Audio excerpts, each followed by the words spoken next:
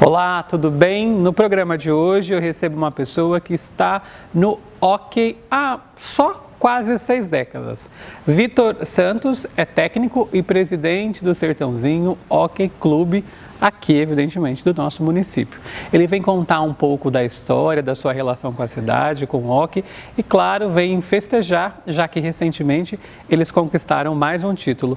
Ô Vitor, obrigado pela presença, quero agradecer desde já, você sabe o quanto que eu admiro o seu trabalho. Aliás, o Vitor e toda a equipe do hóquei foram tema de um trabalho da minha primeira faculdade de jornalismo. A gente falou sobre o hóquei, tem muita experiência, estou muito feliz de revê-lo depois de tanto tempo e sabendo que o senhor continua trabalhando aí em prol desse esporte que é a marca da cidade. Muito obrigado. Eu quero começar lá atrás. Como que o hóquei apareceu na sua vida? Eu estava conversando com o Vitor aqui nos bastidores, ele dizia que a relação dele começou com 4 anos, é isso? Isso. Com 4 anos eu comecei na África, em Moçambique, porque era uma colônia portuguesa e Portugal tem tradição no hóquei. E não só jogava hóquei, como jogava basquete também. Então meio ano eu jogava hóquei, outro meio ano eu jogava basquete. O curioso é que eu comecei com 4 anos na patinação artística. E teve um jogo, eu com 6 anos de idade, eu fiquei 2 anos na patinação. Eu com 6 anos de idade teve um jogo entre os meninos da patinação contra os meninos do hóquei. E eu joguei no gol pelos meninos da patinação. E peguei tudo. Aí o técnico do hóquei falou, não, você não pode fazer patinação artística, você tem que ser o meu goleiro de hóquei. E aí fui goleiro dos 6 aos 11 anos. Quando chegou nos 11, isso tudo lá na África, em Moçambique, em Lourenço Marques. Quando cheguei nos 11, jogando no gol, tudo, o técnico, que foi um dos maiores jogadores a nível mundial, o Fernando Adrião, me viu jogando no gol e tinha melhor patinação que os atletas de linha, porque eu fiz a patinação inicial, né? Ele falou, não, você tem que jogar na linha, não no gol. Apesar que eu era um bom goleiro, era doido. E aí então virei um defesa médio, né? Que é aquele que ajuda o atacante a subir para o ataque, né? Dos 11 aos 14, 15 anos, quando eu vim para o Brasil. Aí vim para o Brasil completando, que estava com 15 anos e meio mais ou menos, em São Paulo, São Bernardo. E em São Paulo eu fui fazer o teste na Portuguesa. Só tinha lugar para fazer o teste no time juvenil que estava treinando contra os titulares da Portuguesa. Só tem de atacante, a vaga de atacante. Falei, tá bom, vamos lá. Eu vinha com aquela vontade, com aquela experiência, aquela escola portuguesa de hóquei. E aí, então, nós vencemos os titulares da Portuguesa no adulto por 7-0 e eu fiz os 7 gols como atacante. Uau! Virei atacante na Portuguesa. Ou seja... De lá para cá vieram os 1.180 gols com a camisa do Sertãozinho depois, né? Ô Vitor, quando o senhor falava, né, dos 4 anos, eu fiquei aqui tentando visualizar mentalmente uma criança patinando. Era bom? O senhor era bom? O senhor era bom? É. Eu sempre fui para o esporte, eu sempre gostei de esporte, então quando não estava em casa eu estava no clube, que graças a Deus eu sempre tive a felicidade de morar em frente, era só atravessar a rua ou a avenida, já estava no clube, então se quisessem me achar era em casa ou no clube. Então lá no clube, como tinha uma variedade de esportes, eu jogava hóquei, eu jogava basquete, eu jogava futebol, então fui indo. Sabe? Motivado por quem, Vitor? Ninguém, apesar que o meu falecido irmão, que faleceu com 17 anos, ele jogava hóquei, era mais velho. Mas eu acho que foi assim, talvez eu tenha visto ele jogar e peguei, eu sei que eu comecei a patinar com 4 anos de idade com um patim 44. Então eu colocava o tênis e tudo dentro da bota, com o tênis tudo. E assim, quando a gente tem vontade, a gente quer, a gente consegue aprender de qualquer forma. E a sua mãe, como que avaliava isso? Porque a minha mãe sempre gostou de eu ligado ao esporte, o meu pai já não. Meu pai já achava que eu tinha que, mesmo quando eu estava, como morava em São Paulo e jogava na Portuguesa, ele achava que eu deveria largar tudo isso e trabalhar normalmente. A gente, pelo menos, assim, eu achei curioso o senhor começar contando dessa experiência na África, porque a gente nem tem, pelo menos para mim, eu nunca soube que era um celeiro, vamos dizer assim, desse grandes esporte. Jogadores, viu? Conta um pouco dessa A África, Moçambique e Angola, elas cederam muitos jogadores para a seleção portuguesa, porque como eram colônias portuguesas, então os jogadores que pertenciam a essas duas colônias podiam jogar pela seleção portuguesa, como foi Fernando Adrião, Bossós, Vaz Guedes, Velasco, Moreira, e formaram grandes seleções portuguesas. E a gente foi no embalo também, né? Mas só que eu jamais imaginaria que eu chegaria onde eu cheguei. E aí, quando eu tive a possibilidade, quando meu pai escolheu vir para o Brasil, ao invés de ir para Portugal, quando aconteceu a independência de Moçambique, em 75, aí ele resolveu vir para o Brasil. Se eu tivesse ido para Portugal, provavelmente estaria jogando na seleção portuguesa. Não hoje, né? Mas teria jogado na seleção portuguesa pela vontade e pela tendência que eu tenho para esporte. E outro fato curioso, por ser na África, um esporte que é de elite. Um pouco um contrassenso aí, né? É de elite, mas lá na África era de clube, os clubes bancavam tudo, eles ajudavam. Aqui no Brasil não, se a gente não tivesse o apoio da prefeitura, da secretaria, jamais a gente conseguiria ser o que somos hoje, com certeza absoluta. Vamos começar agora então falando um pouco da sua relação com a cidade, porque eu sei também que o senhor é um dos primeiros nomes do esporte, do hóquei, aqui em Sertãozinho. A gente está falando agora, viajando para os anos, início dos anos 80. Me conta como foi. 80 foi assim, em 79, no final de 79, setembro mais ou menos, teve um torneio na Portuguesa, eu jogava pela Portuguesa, e o nosso saudoso Haroldo, junto com o Teco, jogavam pelo Palmeiras. E eles foram lá, estavam jogando nesse torneio, e também foi o Zé Aprígio, que era o presidente municipal, era Comissão Municipal de Esportes, não existia a Secretaria de Esportes. O Zé Aprígio e o Gerson de Moura, que era o advogado da prefeitura. Eles eram amigos, o Gerson cantava no Memorial 5, que era o conjunto, a banda do Haroldo, então eles já se conheciam. E eles foram, então, os quatro, a gente se encontrou lá. E aí foi quando o Haroldo me falou, olha, nós estamos querendo montar um time em Sertãozinho. Sertãozinho, nunca tinha ouvido falar. Eu conto isso na história do livro. Eu achava que era um sertão, sabe, aquela rua, a rua principal asfaltada e o resto tudo de terra, porque não sabia. E então é uma passagem do livro que eu estou fazendo que conta tudo isso aí, né? De como eu conheci Sertãozinho, né? Eu falei, topo, e eu era mascote na realidade, porque o Haroldo já estava na casa de 27, 28 anos, o irmão dele, o Teco, 30 e pouco, o Xixa, 30 e pouco, o Mané, a mesma coisa, então eu era o mascote de 22 anos, né? Daquela turma. E não era naturalizado. Quando chegou no final do ano de 79, recebi um telefonema do Haroldo dizendo, ó, está confirmado, você pode vir amanhã para Sertãozinho, para a gente fazer contrato, para arrumar tudo. Nossa, claro que sim. Ufa, arrumei as malas e vim para cá. Foi aí que a gente montou então o time do Sertãozinho com o falecido Haroldo e o irmão dele que também faleceu esse ano, que eram do Palmeiras, o falecido Xixa, junto com o Mané do Internacional, que tinham sido tetracampeões pelo Inter, e eu da Portuguesa. Então foram 5 jogadores. Claro, teve o Formigão, que é o Mermejo, o Álvaro Mermejo, o Formigão, o Álvaro Mermejo também, o Careca, e mais alguns de Ribeirão, que ajudaram a completar os 8, mas que ainda eram iniciantes, já estavam aprendendo naquele momento, né? Ô Vitor, deixa eu voltar só um pedacinho da sua fala, quando o senhor falou assim, e aí eu encontrei com ele, nós 4 nos encontramos em São Paulo. Como a gente está falando, assim, nós estamos diante da história viva do hóquei, você se lembra de como foi esse encontro, aonde foi, qual o contexto, vocês estavam almoçando? Não, foi no ginásio mesmo, um ginásio coberto da Portuguesa, que eles fizeram esse torneio lá, e eu tenho até as fotos desse torneio, onde nós perdemos para o Palmeiras, de 5-3, se não me falha a memória, e eu fiz um ou 2 gols, inclusive um em cima do Teco, né, E após o jogo eles vieram conversar comigo, eles já me conheciam, porque eu jogava pela Portuguesa desde 75, e sabiam do meu valor no hóquei, né? Sabiam a minha vontade, a garra que eu sempre tive, né? Aquela Porque a Portuguesa era um 3º, 4º time de São Paulo. Primeiro era o Internacional, o Palmeiras em seguida, e depois a Portuguesa junto com o CPP dividiam o 3º lugar. Mas a gente às vezes aprontava, ou contra o Palmeiras, ou contra o Inter. E eles acharam que eu caberia naquele time inicial de Sertãozinho.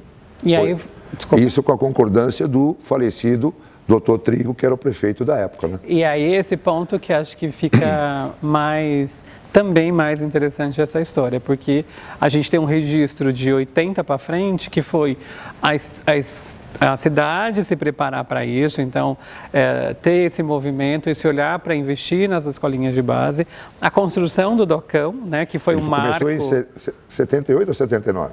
Eu não tenho esse dado, mas foi a gente pode checar. Foi na gestão do Trigo. Isso. E aí terminou em 82. Eu me lembro de uma fala do Trigo, a gente foi entrevistá-lo, ele falou que depois da construção do Docão, saiu um caminhão em que a caçamba inteira só de pregos.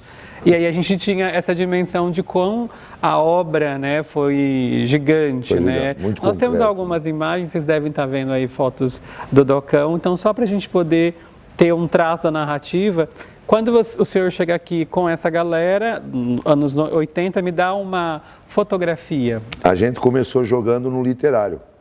80, o ano todo de 80, nós jogamos no Clube Literário. Se não me engano, acho que o Nanico era o presidente do Clube Literário, se não me falha a memória. Foi aí que a gente conseguiu o primeiro título paulista. Fomos campeões paulistas no primeiro ano, no Clube Literário, um gol meu no meio da quadra, ganhamos de 1-0 do Internacional. Aliás, o Inter sempre foi o nosso prego no sapato, né, de 80 até 85, aquela fase. E fomos campeões já no início. Então, é o que o Trigo e o pessoal da prefeitura falaram. Eu quero um time competitivo, um time de ponta, mas que não me custe muito. E realmente não custava. Eu trabalhava na prefeitura, o Xixa também, o Mané também, só o Haroldo e o Teco que tinham um emprego em Ribeirão, na Hermes Macedo, se não me falha a memória. Então, era um time barato, um pessoal de seleção, só que um já terminando a seleção, já na fase já terminal, né, de seleção, e eu começando, nem imaginava que iria me naturalizar e depois jogar na seleção brasileira também. Mas o Haroldo ainda estava em atividade na seleção. E quando o senhor chegou aqui, que falou, não é esse sertãozinho que eu estava vislumbrando. Me apaixonei lá desde o primeiro dia pela cidade. Amor à primeira vista. Foi, pela água, por tudo, e você começa a ser conhecido, todo mundo te cumprimenta, todo mundo fala. Hoje é gostoso você entrar em algum lugar, não é a criança que me reconhece, mas é o pai ou a mãe que fala, é o Vitor do Hockey. Isso é bacana, quer dizer, é uma coisa que a gente leva para sempre, esse reconhecimento. E a partir daí, então, você começa a ter mais gosto. É o que eu sempre falo. Eu acho o Sertãozinho uma das melhores cidades do mundo para se viver. Claro, quem não gostaria de passar uma semana em Paris? Todo mundo, ninguém é louco, em Roma, mas viver o ano inteiro, tudo, não troca o Sertãozinho por cidade nenhuma no mundo. Ô Vitor, e aí eu queria saber mais da cidade dos anos 80, o que de memória o senhor tem desse período do hóquei e aí das primeiras, assim, ações em prol do esporte? Ele foi muito curioso, porque em 82, o falecimento do Haroldo. A gente em 81 foi patrocinado pelo Vale do Sol, que acabamos jogando até na quadra do Vale do Sol. Mas nós tivemos 80, 81 e 82 e 83 uma fase negra de títulos brasileiros e fatalidades, né? Quando faleceu o Haroldo em 82, nós tínhamos um super time, Xixa no gol, Leopoldo e Maurício na defesa, eu e Haroldo no ataque. E na reserva o Teco, irmão do Haroldo, Totó, Pescuma, sabe? Era um super time. Tanto é que a gente venceu tudo até outubro.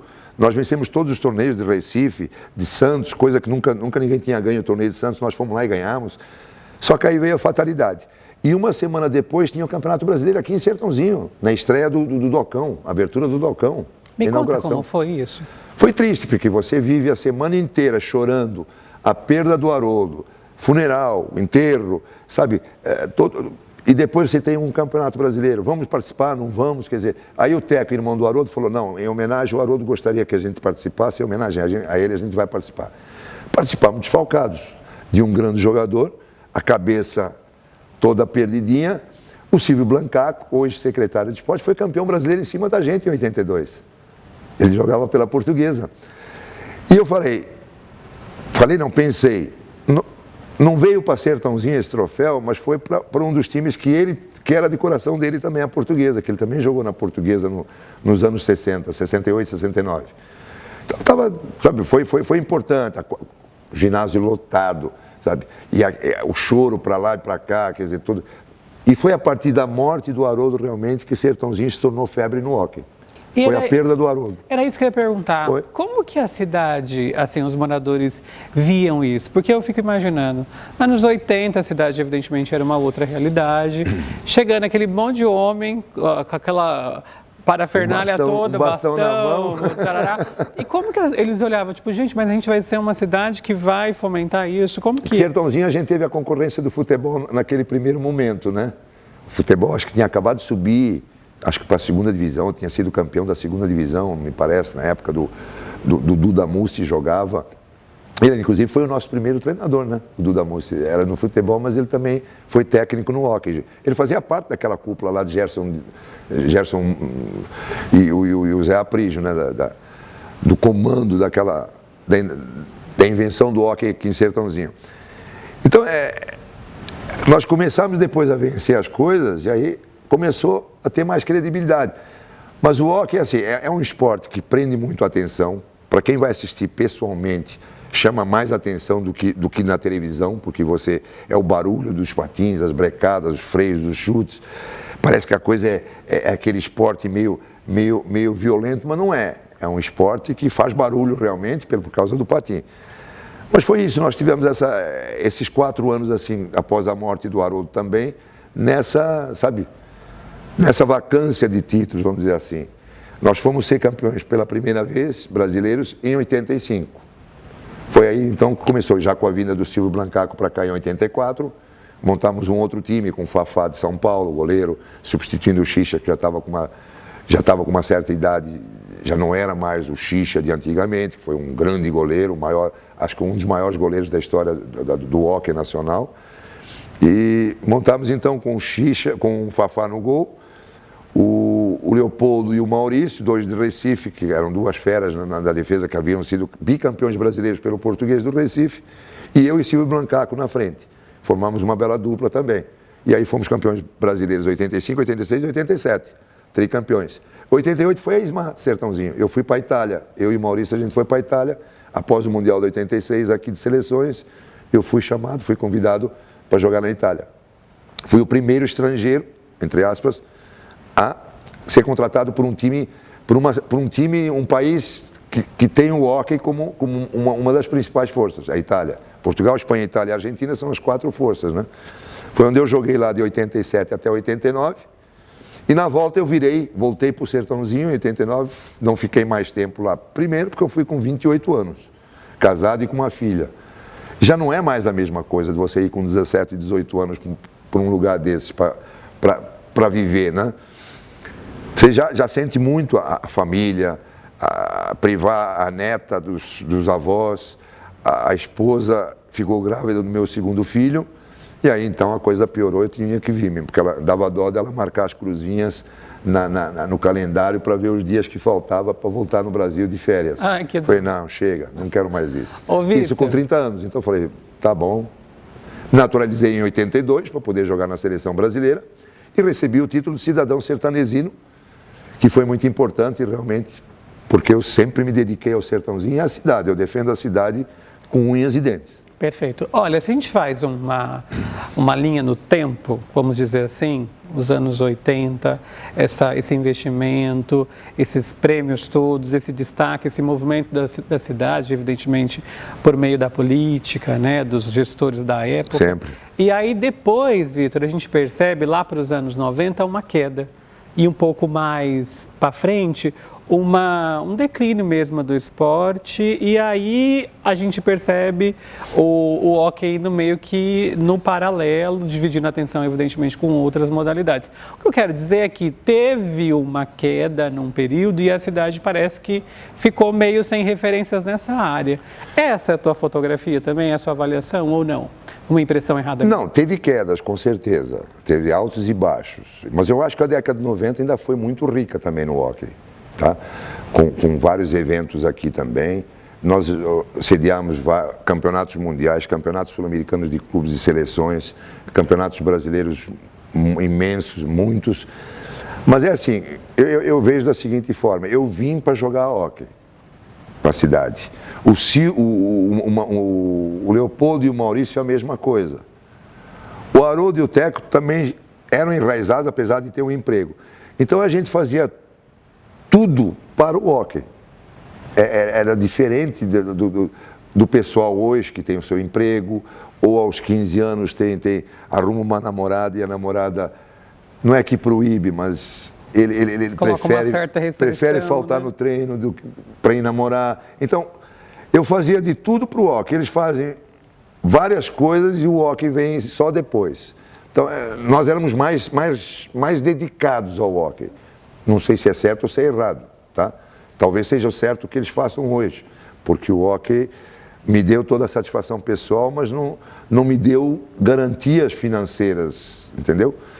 É coisa que eu deixei o meu filho ser o professor do jeito que ele é em Franca, sabe? Abandonou, jogava hóquei também, foi para Franca, dar aula, fazer a sua vida, não forcei a jogar hóquei e continuar no hóquei. O senhor não ficou rico jogando hóquei? Não, de jeito nenhum. Falando nisso... No hóquei só fica, olha lá, rico na Espanha e em Portugal. Se ficar, né? Ô, Vitor, fiquei pensando, enquanto o senhor falava dessa reflexão sobre a ascensão e queda do esporte, da importância, né, do esporte no Brasil. E aí a gente vai falar sobre esse assunto, gente, no próximo bloco. E aí a gente vai fazer uma releitura do hóquei, do futebol e de todas as outras modalidades. A gente volta já. Não sai daí.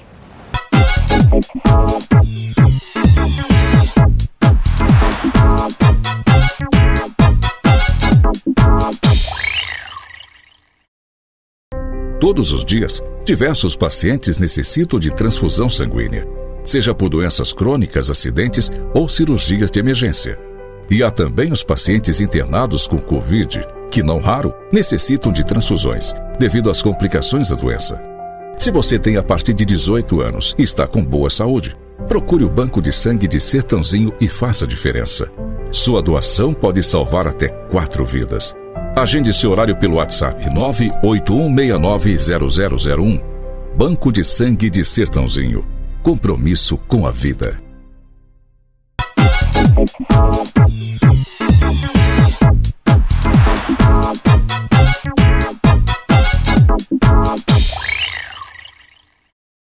Já estamos de volta, o papo hoje é com o Vitor Santos. Ô Vitor, fui para o intervalo e provoquei de alguma maneira aqui sobre a questão do esporte como ferramenta de transformação. Vamos refletir sobre isso num país onde precisa de investimentos nessa área? O esporte eu acho que possivelmente me tirou da rua, lá na África, sabe? E eu acho que o esporte tira da rua também aqui no Brasil. Então, esse é o projeto que a gente tem pela Prefeitura, pela Secretaria Municipal de Esportes, lá no Patinódromo, que eu já estou lá há 15 anos, de tentar salvar o máximo de crianças possíveis da rua. Conta um pouquinho sobre o projeto. Da rua, dos perigos que ele dá, né? Então, é um projeto que cuida de escolinhas da Prefeitura, interligado com o Sertãozinho, e de lá, toda a sexta-feira tem as escolinhas, 2 períodos, onde eu pego crianças, como você falou que não imagina uma criança de 4 anos patinando, onde eu pego crianças de 4 e tem uma de 2 anos. Uau! É uma delícia. O patins é maior que ela. Não, o patins é aquele de plástico, sabe? E ela praticamente só bate o pé no chão. Então, você pega na mão daquelas crianças e vai andando, sabe? Te dá um prazer enorme de mexer com essas crianças. Então, você vê o brilho e reclamam porque só tem uma vez por semana.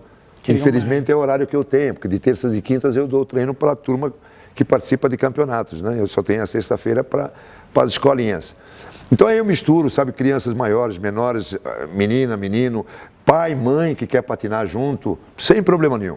É uma escolinha para a gente se divertir. Eu me jogo no chão, a criançada toda em cima, aí eu finjo que não sei patinar para aquelas que não me conhecem, elas me dão a mão me segurando para me ensinar a patinar, de repente eu saio patinando rápido, elas ficam tudo de olho arregalado, então é uma brincadeira bem legal e o Bigode, o Everton, que é do time adulto, me ajuda nesse projeto aí também.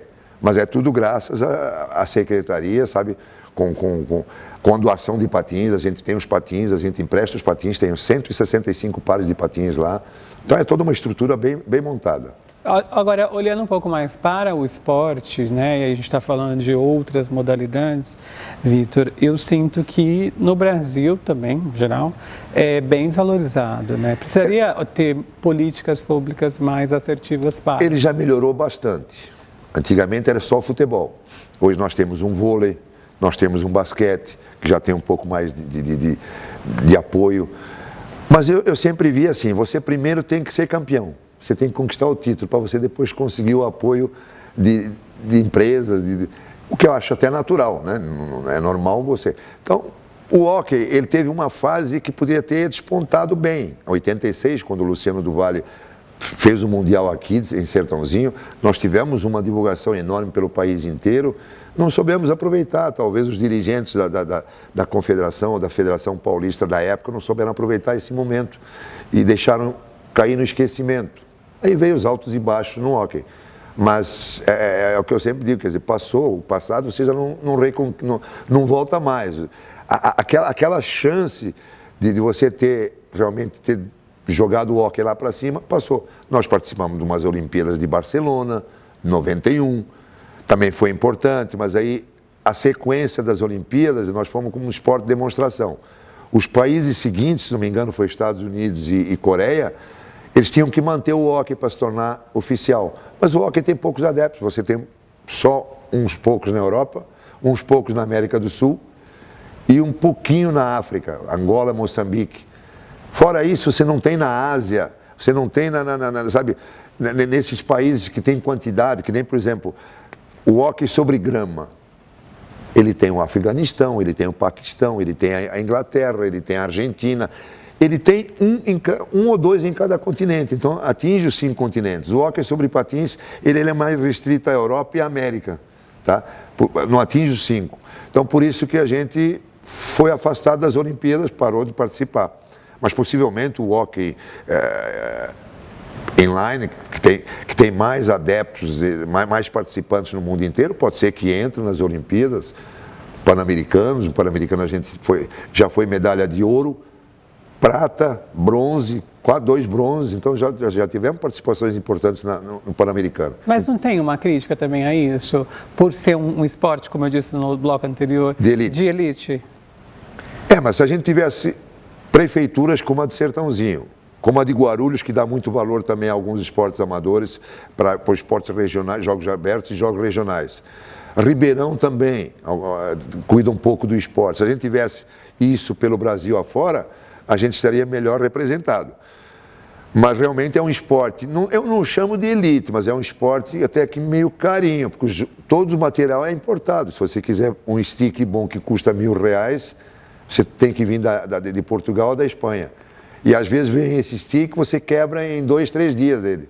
Num chute mal dado, bate no chão, sei lá, ele é de madeira. Ou porque foi conservado, foi guardado em lugar mais frio, sabe, e chegou aqui depois...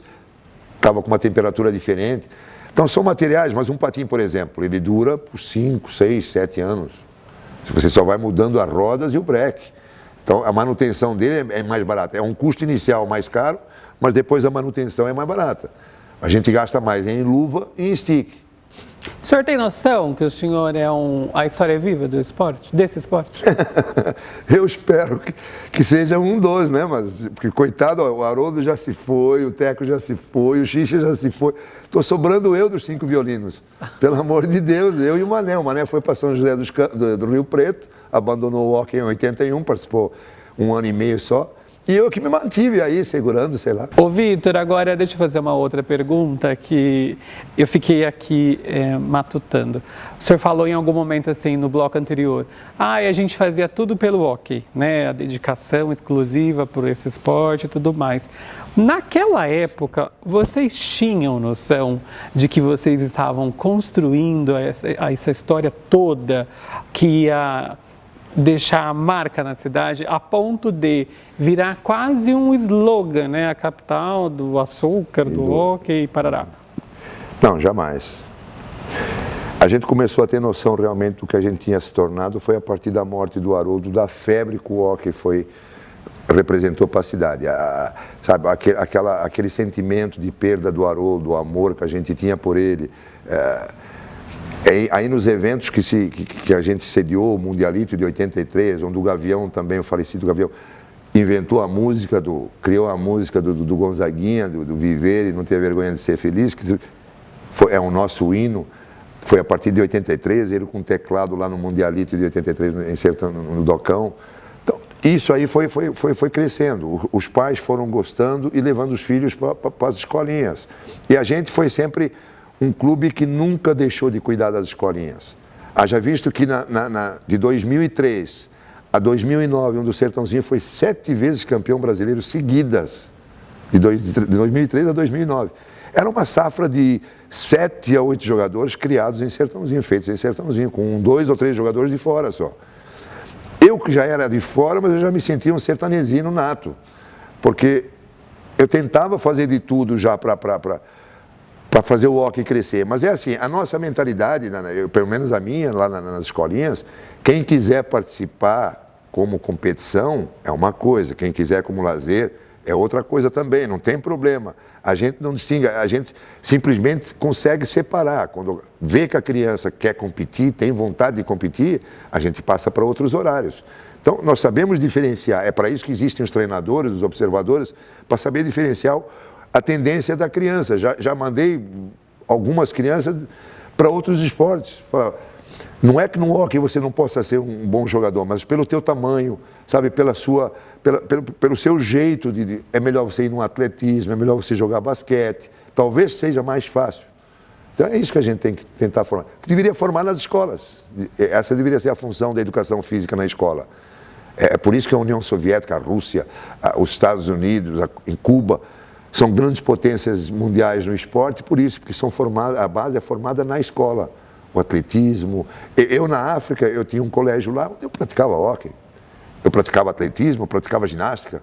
Era completo.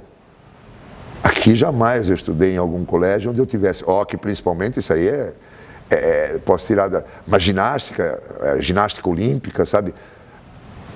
Atletismo é um ou outro que faz aquelas tomadinhas, mas não tem uma pista que você dá aula de educação física na pista de atletismo lá na Maria Zeferina, por exemplo. Não, lá já são os competidores oficiais mesmo de competição, mas a gente não consegue formar.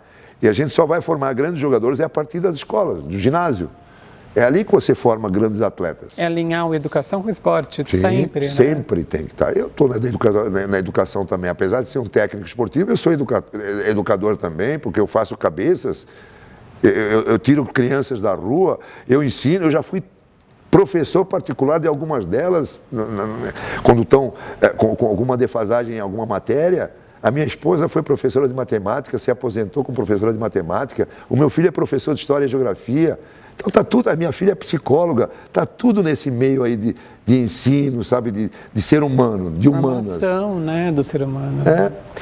Vamos entrar numa outra pauta, que eu sei que o senhor está escrevendo um livro, onde vai contar um pouco das memórias aí das experiências. O que a gente pode falar do livro? Vai ser lançado esse ano que vem? Como que tá? Olha, eu adoraria muito. Na realidade, a minha vontade era ter lançado quando a gente completou os 40 anos de existência. Mas aí a pandemia não nos permitiu. Eu tinha um projeto aprovado pela Lei Rouanet, já estava aprovado o projeto, mas aí a pandemia eu não consegui arrumar dinheiro para esse projeto do livro. Então eu abandonei o projeto e estou fazendo por conta própria. Ele já está terminado, na realidade. Ele já está revisado. Falta agora olhar a parte de fotografia, para ajeitar nos textos, né? Mas ele está terminado já, não tenho mais a acrescentar, a não ser que eu inclua o de 2021, o título de 2021 agora, né? Que a gente também vai falar daqui a pouco sobre isso. Mas é perfeito porque ele conta a história do hóquei de São Paulo, clubes que a gente nem eu não sabia que tinham existido, da maneira que existiram. Chega a ter uma época 40, 50 ringues de hóquei, né, em São Paulo, foi uma febre. Eu conto a história então do hóquei de São Paulo antes de 80, até 80. Eu conto a história do hóquei de Sertãozinho de 80 até os dias atuais, com todo bem detalhado, com artilharias, com gols. Cada um que quiser saber qual foi a vida esportiva dele no Sertãozinho, ele vai ter tudo lá, a participação toda. E aí eu conto a história do hóquei nacional e futuramente a história do hóquei mundial junto com a seleção brasileira, com a parte de seleções. que não dá para lançar num livro só, senão ficaria muito grande. Esse processo da escrita, eu imagino que para o senhor tenha feito muito bem, né, de voltar a essas memórias, mas também deve, em alguns momentos, ter deixado emocionado. O senhor se emocionou escrevendo? Em certos momentos eu chego a chorar. Sério? Na hora que eu conto algumas coisas, algumas passagens, eu chego a chorar. Como agora. Querido, vamos falar então, vamos sair dessa fase da tristeza, mas uma tristeza boa. Mas tristeza boa, né? Tristeza boa.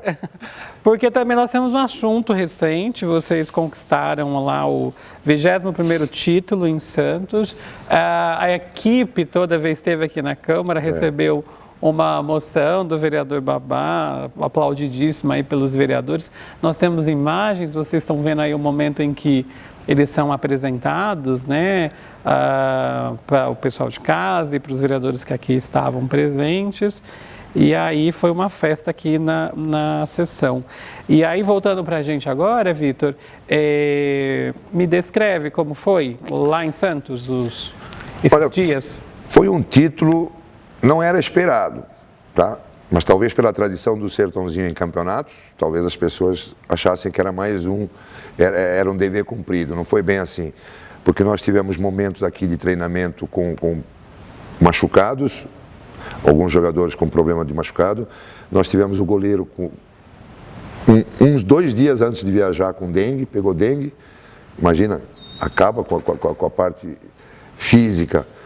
E lá nós tivemos todo aquele processo dos jogos, de manhã e à tarde, jogando 2 vezes por dia. Nós tivemos a infelicidade de perder o Kleber, um dos jogadores mais importantes do Sertãozinho, o capitão do time, e que me ajuda, me dá assistência na parte técnica também, como treinador. Perdemos ele para a final. Uau! Aí eu falei, nossa, agora vai ser duro da gente conseguir chegar onde a gente queria. Mas com a força de vontade, sabe, o que a gente conversou no vestiário, com o apoio do Kleber lá fora, pendurar uma camisa número 6 dele no banco de reserva, o pessoal olhar e jogar por ele. Foi o que eu falei, não quero ninguém substituindo o Kleber, eu quero que a gente jogue pelo Kleber. É diferente. Quando a pessoa fala, não, agora eu tenho que fazer o que o Kleber fazia. Não, aí não dá certo. Tem um peso ali, né? Agora, vamos fazer pelo Kleber, para ajudar, né? Em honra do Kleber. E deu certo. Momentos de sorte, momentos que a gente conseguiu. O Rubão teve uma felicidade enorme de ele acertar aqueles 3 chutes de longe, que vocês vão ver também nos vídeos.